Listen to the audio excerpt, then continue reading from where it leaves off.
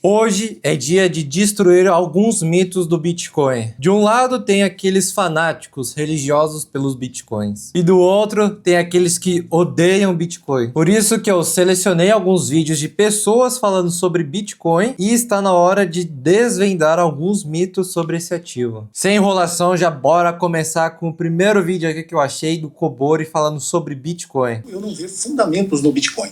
Para quem já me segue, para quem já viu os vídeos que eu falo sobre Bitcoin, eu não vejo fundamentos no Bitcoin como um ativo financeiro. Bitcoin não é um ativo pelo simples fato de que ele não tem nenhuma utilidade, ele não tem valor intrínseco e ele também não gera nenhum tipo de caixa. Vamos lá, vamos por parte. Esse é o principal argumento que eu vejo a maioria das pessoas que não investem em Bitcoin utiliza. Mas vamos com calma, vamos construindo aqui para entender o ponto dele. Primeiro, Bitcoin não é um ativo financeiro. Primeiro, antes de criticar alguma coisa ou se está certo ou errado, a gente precisa definir os termos. Então, um ativo financeiro, muitamente, é definido sim pelo fato de ele gerar fluxo de caixa, entre outras coisas. Se a gente for no Google mesmo e perguntar o que é um ativo financeiro, o Google vai dizer um instrumento intangível, né? Não é palpável, que representa um direito ou contrato ou uma propriedade possuindo valor econômico gerando fluxos de caixas futuros. Então, sim, Bitcoin não gera fluxo de caixa. Isso aí não é novidade para ninguém. Então, se a gente for pela definição mesmo desse ativo financeiro, de fato, o Bitcoin não é um ativo financeiro. E talvez ele foi criado nem mesmo com essa proposta, pelo seu paper. Mas vamos continuar aqui. Nada mais é do que uma moeda virtual que foi criada e que tem pessoas comprando e vendendo. É isso que estabelece o preço desse dito ativo financeiro. Por que eu falo preço e não valor? Porque ele não tem valor. Se alguém souber alguma metodologia para precificar um Bitcoin, por favor, escreva aqui nos comentários que... Então, sobre metodologia e precificação. Por não ter fluxo de caixa, não dá para fazer as precificações tradicionais que a gente vê no mercado de ações. Porém, não existe uma nem duas, mas sim até mesmo 4 modelos de precificação do preço do Bitcoin, para tentar precificar o valor do Bitcoin, né? Seu valor que muita gente diz que ele não tem valor, mas existem metodologias, modelos que não utilizam fluxo de caixa, utilizam outros métodos para precificar. E eu vou mostrar para eles. Primeiro modelo é a lei de Metcalfe. Imagine que você é a única pessoa do mundo que tem um telefone. Então logo seu telefone não vale nada, né? Então para quem ligar, né? Você vai ligar para você mesmo, então é inútil. Porém, imagine que 2 pessoas têm telefone, então um pouquinho mais de utilidade. Imagine se bilhões de pessoas têm telefone, então você pode conversar com bilhões de pessoas, logo o seu valor é muito maior. Então o valor do Bitcoin não vem da moeda em si, mas da sua adoção pelas pessoas. Quanto mais pessoas utilizarem, maior seu valor. Existe esse artigo aqui que está aparecendo aqui, que foi feito em 2018, que tentou precificar o preço do Bitcoin baseado na lei de Metcalfe. Conseguiu chegar em bons resultados e também identificou possíveis distorções do preço em relação ao modelo de lei de Metcalfe. Então esse é um primeiro modelo de precificação do preço do Bitcoin. Segundo modelo, bem conhecido pelos Bitcoiners, é o Stock to Flow. Aqui ele começa a precificar o valor do Bitcoin pela sua escassez, já que existem 21 milhões de unidades, algumas milhões já foram perdidas, então a gente trabalha com um número limitado de Bitcoins, e se sua oferta começa aumentando, o seu preço consequentemente cresce também. Muito parecido também com modelos para a precificação do ouro. O ouro e o Bitcoin, às vezes, tem algumas coisas que parecem muito. Então, esse modelo Stock to Flow mede quanto de Bitcoin existe e quanto ele ainda está sendo produzido, está sendo minerado. E esse aqui na minha tela é o gráfico mais famoso que a gente tem do modelo Stock to Flow, que foi muito bem utilizado para tentar prever o preço do Bitcoin. Atualmente ele está um pouco desatualizado, acho que tem até outros modelos atualizados pelo valor do Bitcoin, mas como podem ver, o Bitcoin segue sim uma tendência de valorização no longuíssimo prazo, e esse modelo aqui vem acertando, mas para modelos muito de longo prazo, não de curto prazo, é claro. Então também é um outro modelo de precificação. Terceiro modelo que algumas pessoas utilizam é o custo da mineração de Bitcoin, porque minerar Bitcoin tem custo. Tem o custo da eletricidade, custo de pagar as placas de vídeo, os computadores, tem todo o custo. Esse custo vai aumentando ao longo do tempo, principalmente com a dificuldade de mineração do Bitcoin aumentando. Então seu custo também vai aumentando. Então também é um modelo que serve para ajudar a precificar qual que seria o preço do Bitcoin, pelo menos o preço base, já que numa economia, por exemplo, na padaria, Se você vai vender seu pão, você consegue calcular o custo do pão e você tenta vender um pouco acima para ter o lucro. Então também esse é um possível modelo de precificação, normalmente o Bitcoin não fica abaixo dele. Então aqui é muito utilizado, eu peguei um exemplo aqui, a linha roxa é o preço, né, a dificuldade de se minerar Bitcoin e o preço do Bitcoin. Tem horas que fica em cima, embaixo, enfim. Não vou entrar nesse mérito. E o quarto modelo de precificação do Bitcoin é o MVRV, bem conhecido também. O que ele mensura mais ou menos, simplificando? Ele pega o preço atual do mercado, né, do ativo atual, e compara com o preço médio do que as pessoas compraram. Então vamos imaginar que o preço médio das pessoas compraram o ingresso é R$100. E agora o ingresso está R$1.000. Então você consegue calcular que provavelmente está barato. Você comprou barato e vai vender mais caro, né? Você vai lucrar. E mesma coisa ao contrário. E tem gráficos que mostram isso muito bem. Aqui mostra também muito bem o MVRV, então o preço do Bitcoin em laranja e o MVRV em verde. Quando o MVRV está muito abaixo, às vezes abaixo de 1, abaixo de 2, normalmente o Bitcoin está barato e acima disso o Bitcoin está caro. Então você consegue precificar mais ou menos o valor do Bitcoin também. Vamos continuar aqui no corte. Que, se tiver fundamentos, talvez eu me renda ao Bitcoin. Ninguém aqui está questionando sobre a tecnologia do blockchain. Eu já fiz questão de diferenciar aqui também. Mas o Bitcoin, enquanto um ativo financeiro, não tem fundamento nenhum e faça com que você consiga avaliar qual o seu valor. O que estabelece o valor do Bitcoin é compra e venda. Tem mais gente comprando, ele sobe, tem mais gente vendendo, ele cai. Como alguns dias atrás ele chegou aí a... Sim, isso é a oferta e demanda do preço. Isso acontece com todos os ativos também. Ações, ouro, todos os ativos do mundo sofrem o efeito da oferta e demanda. O Bitcoin também, né? Quanto mais gente comprando, sobe seu preço. Existem esses modelos que eu dei alguns exemplos de precificação do Bitcoin, mas muito cuidado, não é porque existem esses modelos que o preço do Bitcoin está seguindo eles. Porque existe sim o efeito especulativo que, na minha visão, a maior parte das pessoas, a maioria, estão por especulação e não pelo fundamento, talvez, pelo valor intrínseco nesse sentido. Mas é isso que eu tentei trazer desse corte. Vamos pro próximo aqui. Alguém falando para você comprar uma ação da bolsa, ficou falando abertamente toda hora para você comprar um fundo imobiliário específico? Não, né? Não ouviu. Já ouvi. Teve sim o boom da internet lá em 2018, eu acho, não sei, início lá do Primo Rico e tal, que teve sim um boom de bolsa de valores, no bom sentido, é claro, né? Então, até eu ficava falando, não, vamos comprar ação, vamos comprar fundos imobiliários, né? Tipo, não tinha nem dinheiro, né? Mas teve esse boom. Mas Bitcoin, nossa, aí você ouve isso em cada esquina. O cara compra até a mãe de Bitcoin e fica falando, compra Bitcoin, é o futuro, é não sei o quê. Por que ele faz isso? Porque essa moedinha digital, tem muito disso dos fanáticos. Eu mesmo também já caí um pouco nessa narrativa, não que seja ruim, mas mergulhei muito a fundo e também não era aquele cara para falar vender tudo e pôr em Bitcoin, mas já fui muito desse compra Bitcoin. Claro que comprar Bitcoin é bom, também vamos entrar nesse detalhe, mas vamos com calma, né? Ela não gera valor, ela não tem valor em si. Literalmente, a única coisa que gera valor para essa moeda é a oferta e demanda dela. Ou seja, se tem muita gente querendo comprar essa moeda ou comprando essa moeda, como ela tem um número finito no mundo, o preço dela sobe, mas ela não gera renda, diferente de um fundo imobiliário. Sim, Bitcoin não gera renda e nunca prometeu gerar renda. E esse é um problema. Eu não sei porque as pessoas têm tanto ódio do Bitcoin, sendo que ele nunca se propôs a ser aquilo que as pessoas criticam. Ah, ele não gera renda, mas ele nunca foi uma proposta para fazer isso. A proposta é um novo dinheiro, vamos dizer assim, uma nova moeda para, na verdade, não era nem o objetivo ganhar dinheiro, especulação, e sim de proteção. Então, anonimato, liberdade e outras coisas. Essa originalidade do Bitcoin, né, o seu valor fundamental. Além de alguns valores que conseguimos medir pelo que eu falei lá, daqueles 4 modelos, talvez a lei de Metcalfe, enfim, tem seu valor. Por exemplo, o dólar tem seu valor também, as pessoas utilizam, entre outros.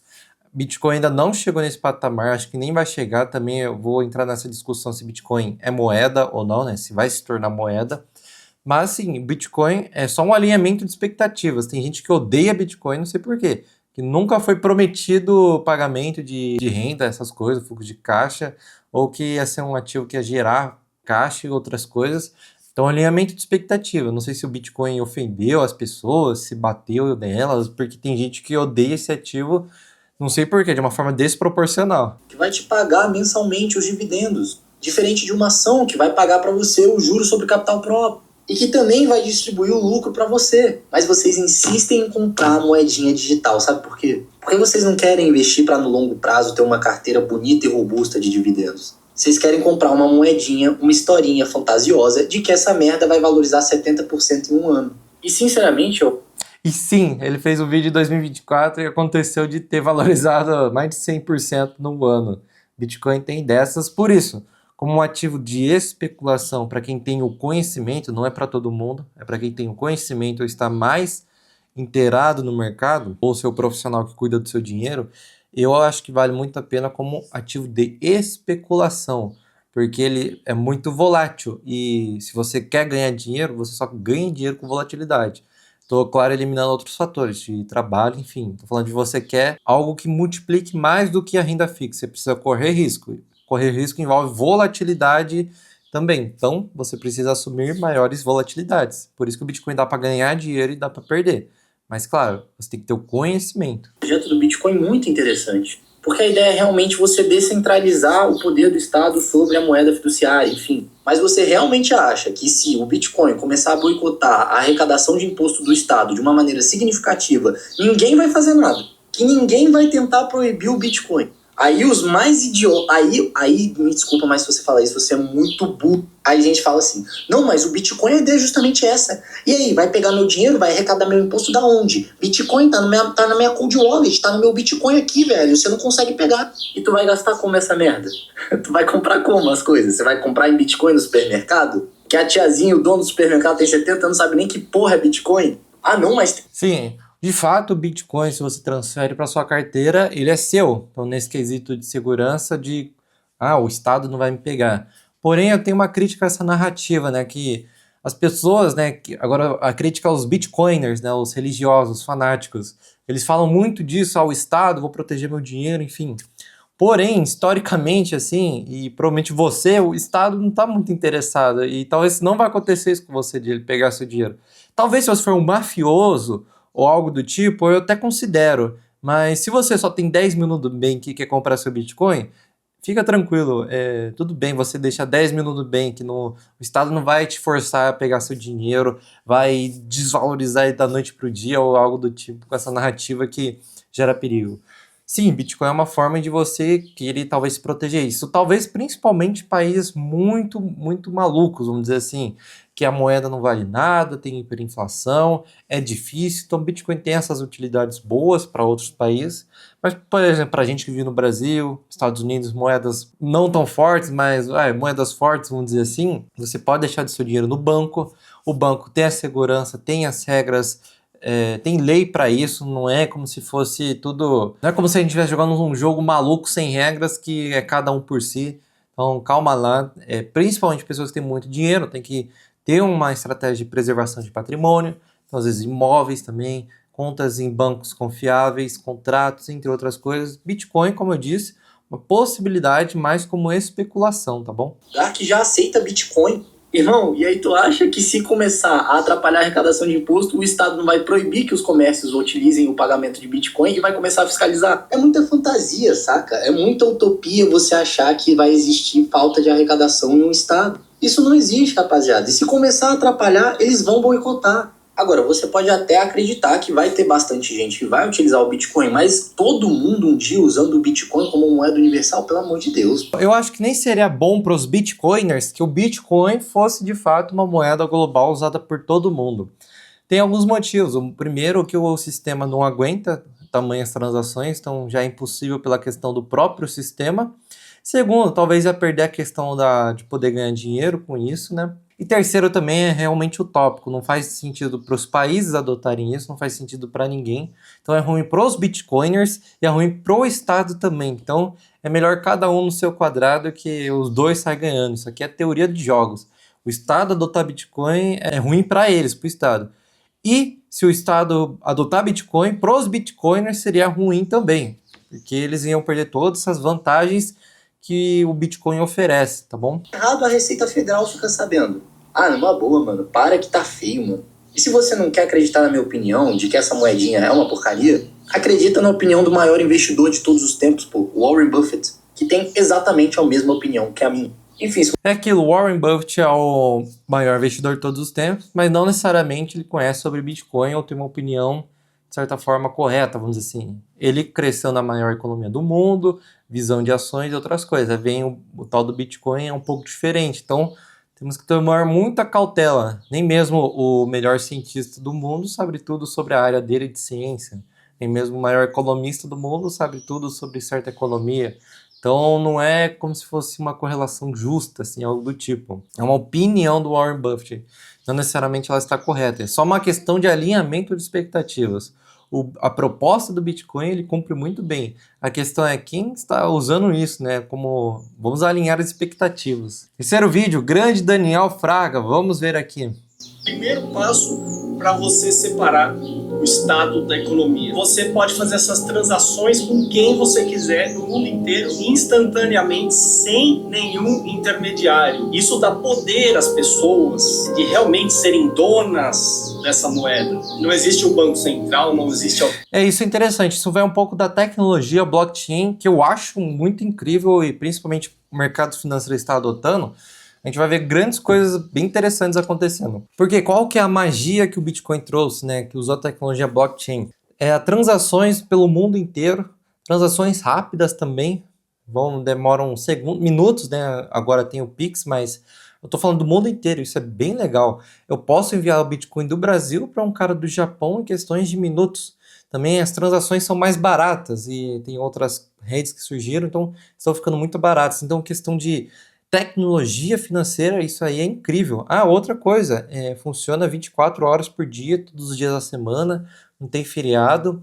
São seguras, sim, as redes são seguras em questão de transparência, então se você for em qualquer rede, eu vou mostrar aqui para vocês terem um exemplo prático. Aqui, ó, isso aqui é o exemplo do Bitcoin, a gente consegue ver as transações que vão acontecendo a cada minuto. Então tem aqui o endereço, normalmente são isso, né? O endereço de qual carteira, pagar o carteira e valor. Como podem ver, é todo segundo, todo minuto, então isso aqui é bem interessante. A questão do anonimato é anonimato, mas é possível rastrear, não é irrastreável. Como podem ver, eu estou vendo aqui na minha tela o endereço de tal Bitcoin para tal Bitcoin. Então não vai ter o seu CPF ali, mas vai ter o endereço da sua carteira. Então isso é um mito também sobre o anonimato e rastreabilidade. Bitcoin é rastreável. Acho que, se não me engano, até mesmo nos Estados Unidos, as forças lá de segurança conseguem rastrear o Bitcoin. Não é se fosse aquela moeda usada de forma ilegalmente, que tem muito esse argumento, é só moeda usada de forma ilegal também. Também é um péssimo argumento. Se for querer colocar em balanço e medida em proporção, moedas fiduciárias são muito mais usadas para fazer coisas ilegais, né? Então, calma lá, né? Vamos ajustar os argumentos, não é um bom argumento esse. De alguém que controle essa rede, é impossível de falsificar, impossível matematicamente falsificar. Isso é inerente a como o sistema foi feito. Isso é bem interessante. A tecnologia blockchain é muito segura, mais seguro que o banco, por exemplo. Não tem como falsificar transações, então você mentir, né, e pegar um dinheiro que não existe agora na sua carteira. Então não é falsificável, é segura, é rastreável, é transparente. Tudo Bitcoin é totalmente anônimo. Ninguém sabe que foi você que transferiu aquelas Bitcoins para outra pessoa ou recebeu de alguma pessoa. A partir do momento que o governo não puder mais usar a sua força para cobrar impostos e ele não puder te controlar, porque esse dinheiro não estará num banco, estará com você. Simplesmente o Estado perde toda a sua força. E aí ele vai fazer o quê? Como é que ele vai proibir algo que é descentralizado? Impossível. Aqui já entra naquela complicação. Se você tem tudo em Bitcoin, bom, você ainda continua pagando imposto indiretamente porque você consome, né? Você vai no mercado, você precisa de um carro, de uma casa. De alguma forma você vai precisar transferir esse Bitcoin, transformar em real e você vai pagar imposto e coisas do tipo. Viver 100% em Bitcoin anonimato eu acho que é muito difícil. Talvez já existam algumas empresas privadas que conseguem fazer pagamentos. Se você quer pagar um boleto, seu mercado, você usa cripto e tem essa intermediação das empresas. Mas ainda assim, 100% eu acho que ainda é muito utópico, né? Não diria, se você não pagar mais imposto, coisa do tipo, não ser mais um contribuinte, diria que é quase impossível, né? Estudar sobre isso, que é bem interessante e no futuro com certeza vai ser a realidade, porque não tem motivo nenhum para a gente ficar usando moeda estatal. Grande Daniel Fraga, né? Que fez um negócio muito interessante, mas você que tem 5 mil aí no Nubank, você não é o Daniel Fraga. Não pense que você tá comprando Bitcoin para se livrar do Estado, tá bom? Não serve pra nada. Mas o cara fala assim, não, dá pra ter Bitcoin pro rádio, autocustódia. Rapaziada, é tudo balela. Tudo balela. Tá falando merda, tipo, você está fora da realidade e você caiu na retórica do Renato 38. Eu vou citar o Renato 38 daqui a pouco, porque em certas coisas ele tem muita razão. Só que na adoção do Bitcoin como a moeda para o cataclisma, para o momento ruim da humanidade, não. Ontem, durante o caos aqui, você não conseguiria comprar nada, nem se você tivesse 40 mil. O Bitcoin como salvação de crises, né? Muito usado com aquela narrativa de reserva de valor. Também discordo porque atualmente o Bitcoin, pela sua volatilidade, mas muitas pessoas adotaram o Bitcoin, principalmente grandes instituições, estados, então ele não é tão descentralizado. A tecnologia é descentralizada, mas entende que quem tem as posses dos Bitcoins já são grandes pessoas, né? Grandes CNPJs. Ou seja, atualmente, e já faz alguns anos isso, o preço do Bitcoin é manipulado sim. Então você deve ter essa consciência. E você pode usar isso a seu favor ou contra você, né? Sim, é descentralizado, porém ele está na mão de poucas pessoas. A maioria dos bitcoins está na mão de poucas pessoas, CNPJs, entidades. Então o preço sim ele é manipulado, ele já não está tão descentralizado assim. E também em períodos de crise o Bitcoin se mostra correlacionado a ativos de risco. Então ativos de risco, quando diminui a liquidez, começa a cair tudo, o Bitcoin cai junto também. O Bitcoin não sobe, não mantém sua reserva de valor. Atualmente a gente está vendo muito bem isso, enquanto o ouro está disparando, o Bitcoin só está caindo. O que era para ser possivelmente correlacionado, né, nessa narrativa, mostra-se na prática que não é verdade. Por isso que eu digo, o Bitcoin é um ativo de especulação. As pessoas enxergam como especulativo, parecido com coisas de renda variável ou algo do tipo. Por isso que, na minha visão, ele vai variar muito, sim, conforme bolsa de valores, renda variável, entre outros ativos, que até fala às vezes que o Bitcoin parece que tem relação com a Nasdaq, ativos de tecnologia, enfim, outro assunto do tipo. Mas você pode usar ele para ganhar dinheiro. Agora, como reserva de valor, eu tenho minhas dúvidas. Por quê? Acredito que no longuíssimo prazo ele vai sim se valorizar, vai sim superar o preço atual dele no longuíssimo prazo. Mas ainda assim continua como especulativo e não mais com a visão de reserva de valor, porque a ideia da reserva de valor é manter o seu valor que você tem atualmente. Você compra Bitcoin não para manter seu valor, mas para você ganhar mais dinheiro, entende? Então é um alinhamento de expectativas. Próximo corte. A gente já viu o FTX, a gente já viu um monte de corretora sumir com o dinheiro da galera. Se você colocar o seu dinheiro no banco e, sei lá, perder sua senha, você liga pro banco e se você perder sua senha de Bitcoin, de criptomoeda, se você for hackeado no banco, o banco vai lá e vai repor o dinheiro. Se você for hackeado em criptomoeda, sumiu também. Então, segurança é o caralho. Vamos com calma aqui. No Bitcoin, quando você compra Bitcoin, normalmente você vai comprar pelo banco ou por uma corretora. Então, a custódia desse Bitcoin está com essa corretora. Ou seja, se acontecer alguma coisa, pode ser que você perca seus bitcoins, porque eles não são seus tecnicamente. Agora, você pode comprar seus bitcoins e transferir eles para uma carteira sua, né, a Cold Wallet. E assim, tecnicamente, eles são seus. Qual que é o risco de você perder seus bitcoins? Ou você esquecer, né, o risco é você, né, ou você fazer alguma burrice, ou você ser hackeado, né, alguma pessoa descobrir sua senha ou algo do tipo. Então esse é o risco. É considerável, assim, pode ser mais seguro ou não, vai depender de você, talvez. E quando você deixa dinheiro no banco, o risco é o calote bancário, às vezes, ou as leis não estarem tão claras. A gente está vendo isso atualmente no Brasil, né? Banco Master, Banco Will e o FGC. O FGC está pagando, porém demora tempo. Às vezes há rumores que ele não tem dinheiro suficiente, então você fica nessa especulação sempre, né?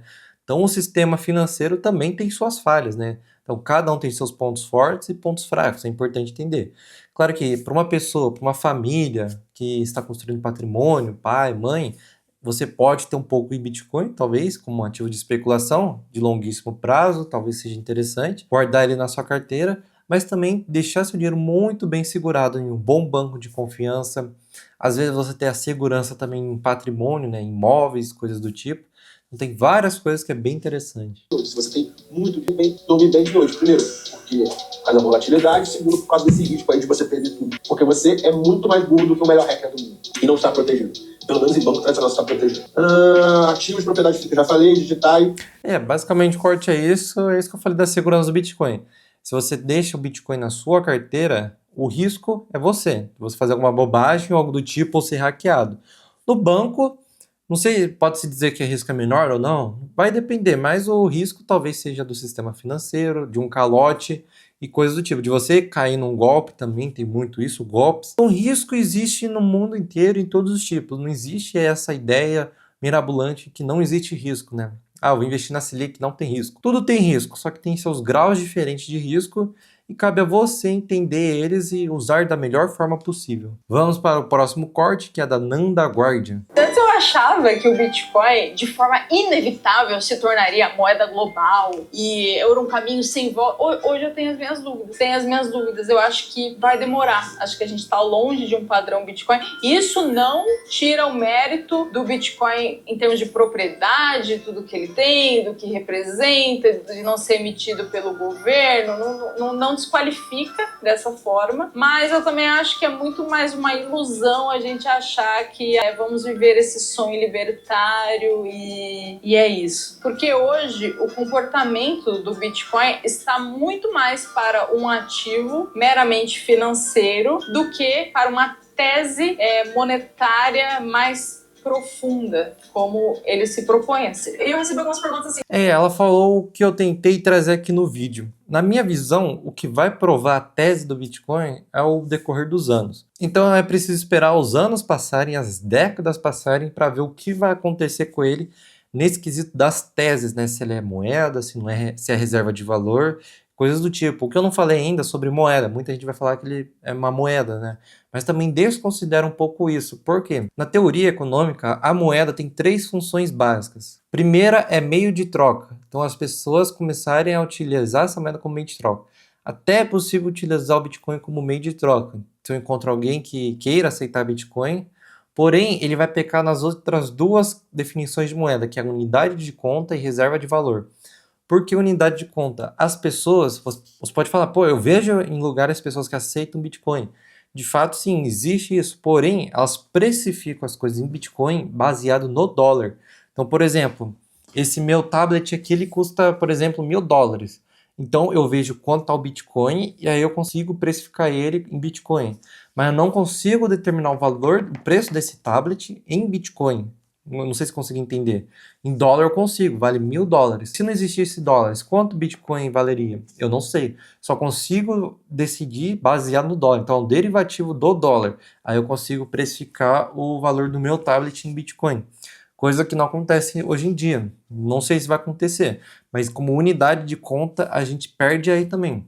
E o também em reserva de valor. Então, reserva de valor também não vejo que faça muito sentido. E olha, eu acredito sim que no longuíssimo prazo ele só vai se valorizar, ele vai conseguir voltar a seus topos.